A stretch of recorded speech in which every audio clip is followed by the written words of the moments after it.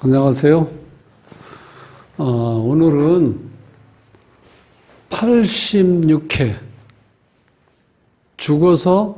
죽어서도 창고지기 묘에 대해서 공부를 하겠습니다. 자, 이제 12운성 죽어서도 창고지기 묘. 자, 요 묘는 요렇게 묻힐묘하고 창고고자고 저장장자 이렇게 세 가지로 의미로 쓰이고 있어요. 12운성의 이름을 오늘 또 한 번 더 기억을 해보겠습니다. 장생, 목욕, 관대, 걸록, 제왕, 쇠, 병, 사, 묘, 절, 태, 야 이렇게 사람이 생로병사 과정을 이렇게 이제 그래프로 표시한 거예요. 초나라 때 귀곡제야 선생이 산명학이란 책에서 제시한 내용입니다. 그래서 알기 쉽게 이렇게 그래프 형식으로 이렇게 이제 표시를 했어요. 자, 요거를 12자인데 3자씩 묶어서 읽어 나가시면 이제 기억하시기 편합니다. 생욕대, 노광세, 병사묘, 절태양 이런 식으로. 자, 또 촌스럽게 한번 연상기억법으로 기억하도록 하겠습니다. 성욕대로 왕창 쏘면 이제 군인을 상상해야 돼요. 병사는 요절해서 태양에 묻힌다. 즉 국립모지에 묘친다는 거예요. 다시 한번요. 성욕대로 왕창 쏘면 병사는 요절해서 태양에 묻힌다. 생욕대, 노광세, 병사묘, 절태양 이렇게요. 그래서 묘에 이렇게 앉아있는 천가는 이렇게 6 육식갑자입니다. 병술, 즉 화, 토, 수에 해당되는 거예요. 병술, 정축, 무술, 기축, 임진, 개축. 즉 병화에서 요 앉은 자리는 요것이 묘자리입니다. 정화에서 축토는 묘자리. 묘는 이게 점수로 치면 5점입니다. 기토에 앉아있는 요 축토는 묘자리, 임술은 진 위에 앉아있으면 묘자리, 개수는 축 위에 앉아있으면 묘자리에 앉아있다 그래요. 그래서 이렇게 묘라고 하는 건 우리가 이제 상식적으로 또 우리가 이제 쉽게 설명하면은 인간이 죽어서 뭐 어떤 죽어서 어떤 묘에 들어가 있는 모습이라고 상상하면 돼요. 그래서 무덤에 묻혀 절멸된 상태, 즉 이거는 우리 육체와 정신이 분리된 상태죠. 육체는 묻히고 정신은 살아있다. 뭐 이렇게 볼 수도 있죠. 그래서 영육 분리 상태, 즉 정신세계를 바라본다고 보시면 돼. 이 묘가 있으면 주변과 단절 차단되어 고독한 삶이 지속된다. 이제 상징적인 거죠. 고집이 강하고 아집이 있고 정이 없다. 그러니까 묘가 있으면 그렇다는 얘기예요. 손발이 묶이니 활동성이 꽁꽁 묶인 상태다. 이 묘란 상태는요. 우리가 죽으면 어떻게 돼요? 손발을 이렇게 꽁 묶죠. 그 상태 상상하시면 돼요. 그래서 이 묘 상태는 더 이상 활동을 못하니 내가 악재 써야 된다는 거예요. 돈이나 물질 등 현실적인 것에 관심이 많다. 그래서 사실 이 진술충미가 지지에 깔리면은요, 되게 자린고비들입니다. 돈을 잘 안 써요. 일반적으로 보시면 이렇게 이게 다 화계죠. 이 화계에 화계 중에서 묘에 걸릴 확률이 많아요. 그래서 보통 화계가 있으면 돈을 좀 안 쓴다고 보면 돼요. 그 대신 예, 자 이렇게 더 이상 활동을 못하니까 내 아껴 써야 되고 보관, 관리, 유지 즉 요거를 잘해서 근면성실하다는 거야 삶이. 묘가 있으면 자 여기 이제 여자사주에서 정민년, 기민년, 정묘월, 정축일, 경술시에 태어난 여자사주인데요.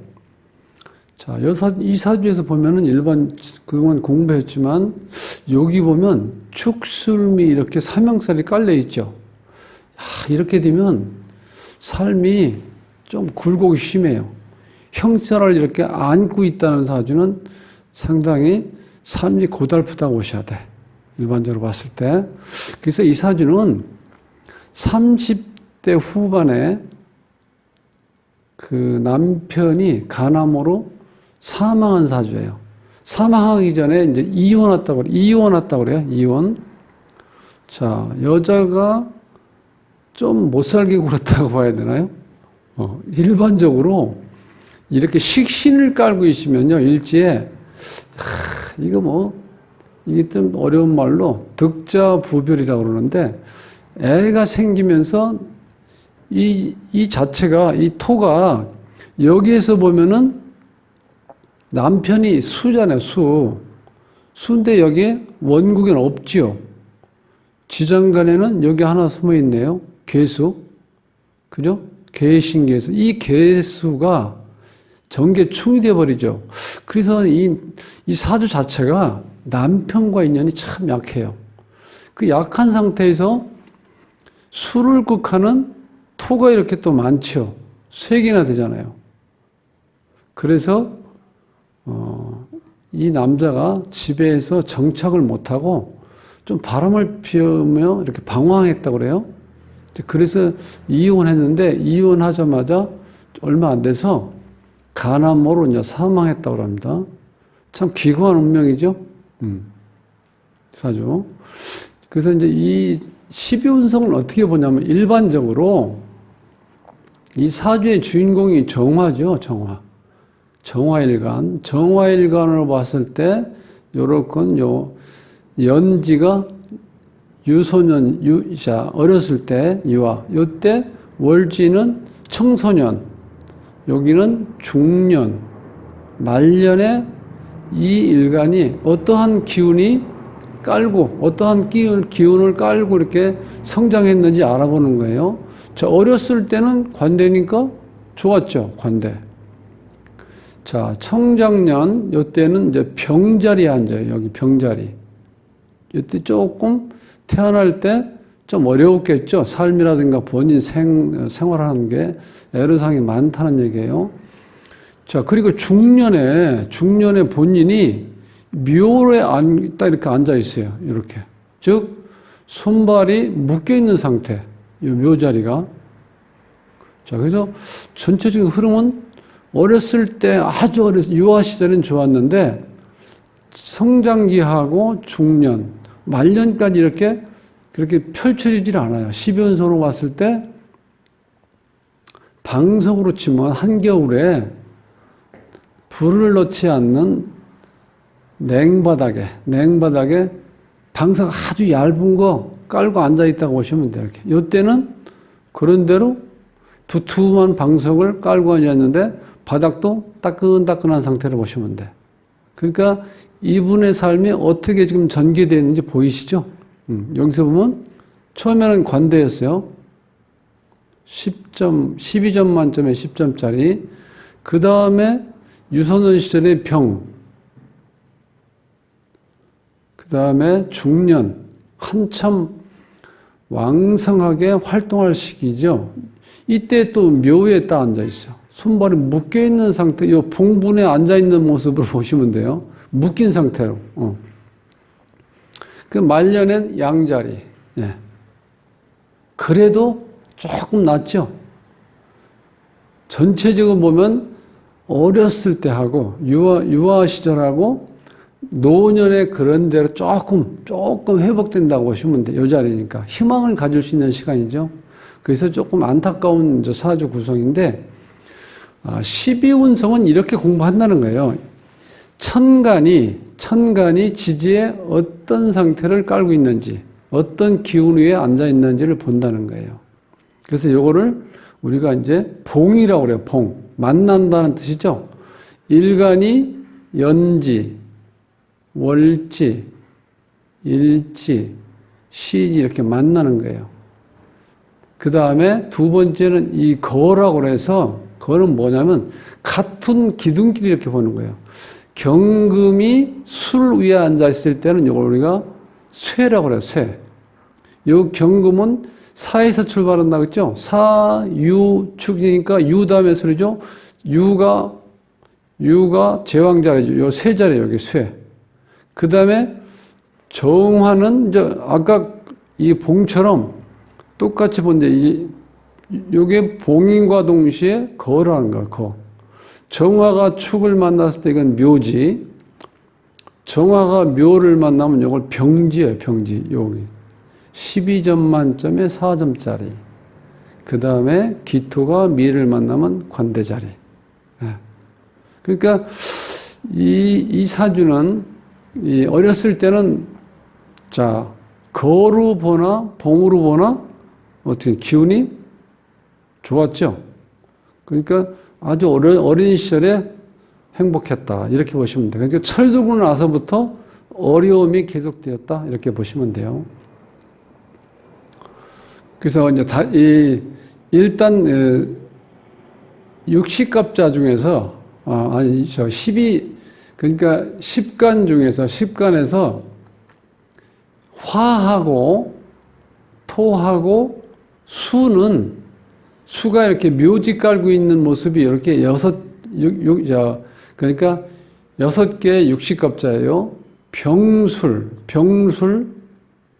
병술묘, 정축묘, 무술묘, 기축묘, 임진묘, 계축묘 이렇게 보시면 돼. 그래서 요거는 요렇게 돼 있을 때 특히 일주가 여기 지금 정축이죠. 요렇게 돼 있을 때 본인이 어떻게 돼요? 고독한 삶을 가질 수 있고 혹은 고집, 아집이 있고 정이 없을 수 있다는 거예요. 무덤에 묻혀 절멸된 상태이기 때문에 이 사람은 현실적인 생각보다는 조금 정신세계에 어떤 관조하는 모습?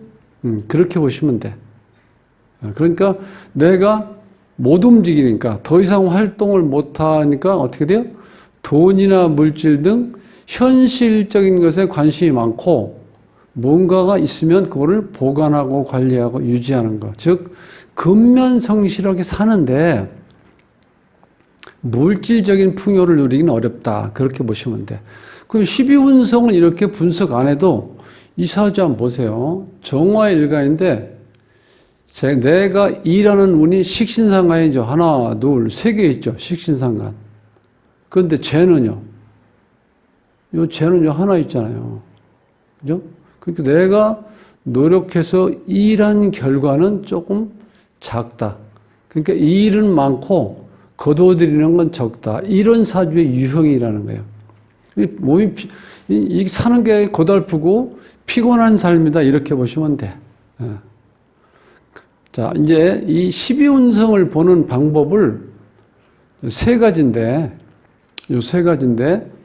아까 요 봉은 제가 설명드렸죠. 봉. 요게. 즉 일간을 기준해서 연지, 월지, 일지, 시지를 보는 걸 봉이에요. 자, 그 다음에 거라는 거는 같은 기둥에서 보는 거야.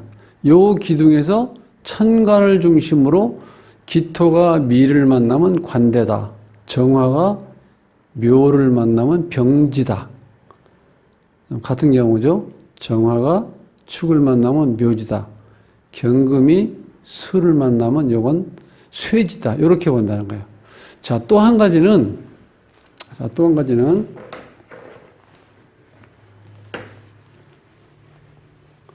자, 여기에 보면은 인종이라고 그랬죠. 인종. 요건 뭐냐면 끌어다 쓴다. 사전적인 용어는 끌어다 쓴다. 그런 말이에요. 그게 여자 사주인데 여기에서 정화일간인데 남자는 계수 임수겠죠.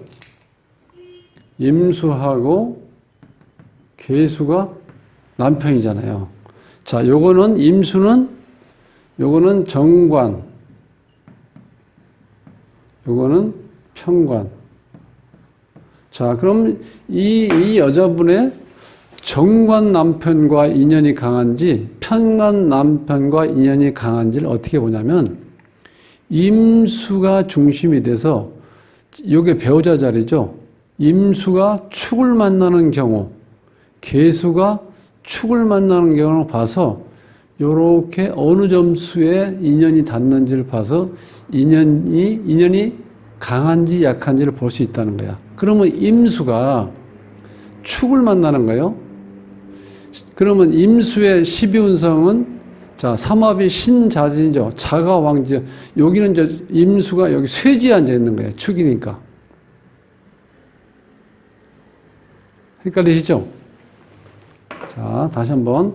자, 이 임수는 신부터 출발해요. 신, 자, 진해서 이것이 장생지요. 장생지. 이것이 제왕자리야. 제왕자리. 이것이 묘자리야. 그러면 이 축은 여기에 껴 있죠. 그럼 제왕자리 다음에 여기 쇠지죠. 여기. 자, 정관은 이제 쇠지에 앉아 있어요. 그럼 계수는 자, 계수에서 보면은 계수는 묘에서 출발해요. 묘에서 출발해요. 묘에서 출발해서 묘인 축 이렇게 가요. 그러면 자, 편관은 관대자리에 앉아 있죠. 관대자리. 12점 만점에 10점 자리에 앉아 있어요. 그러면 자, 이 여자는 편관과 인연이 더 깊다 이렇게 보셔야 돼요. 즉 편관 남편은 일지에 뿌리를 받고 살 수가 있다는 거야. 강하게 뿌리를 내렸죠. 12점 만점에 10점이니까. 그럼 정관은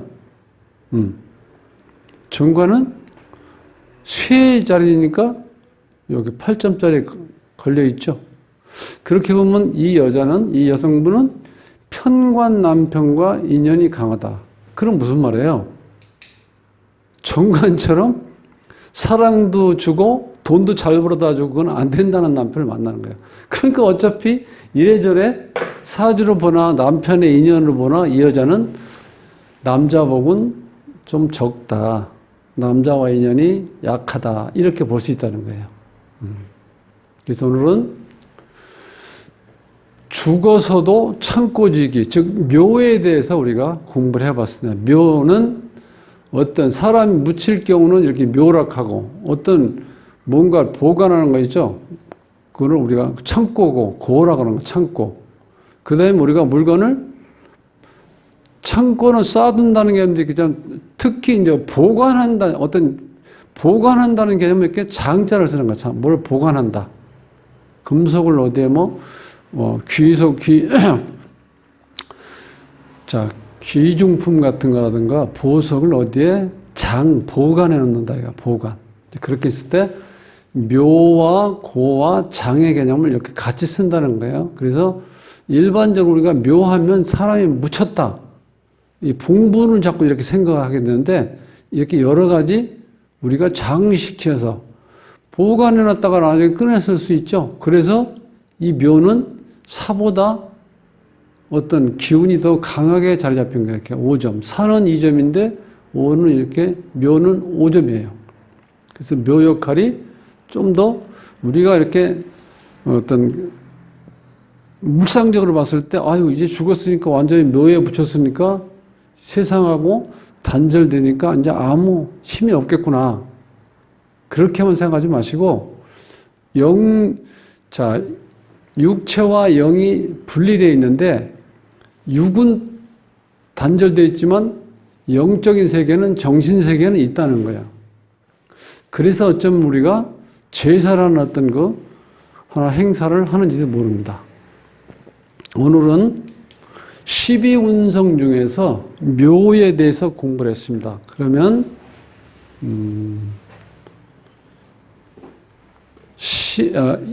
2020년 1월 7일 날 화요일 날 강의할 12운성 중에서 하나를 또 뽑아 보겠습니다.